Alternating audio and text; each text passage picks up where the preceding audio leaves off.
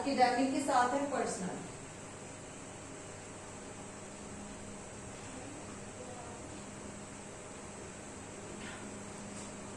ठीक है, अब हमने माइंड मैप करना है। ठीक है, पहले हम एकेडमिक पे आ जाते हैं। ठीक है, एकेडमिक पे आपकी नजर में क्या पर्सनालिटी ट्रेट्स होने चाहिए, आप लोग मुझे देंगे।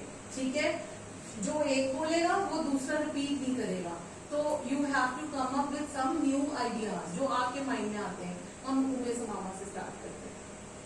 कोई दिया आपको, ठीक है, इंटेलिजेंस। अब उमेश मामा प्लीज, टीचर्स आप नहीं बीच में इंटरप्ट करें। ठीक है, हाँ जी। Confidence,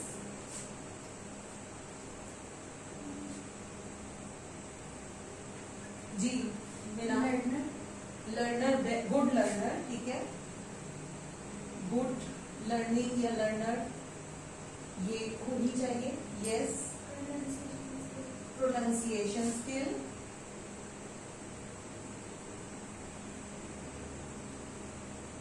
yes. Next, good speaking, very good. Spoken, well spoken, जी।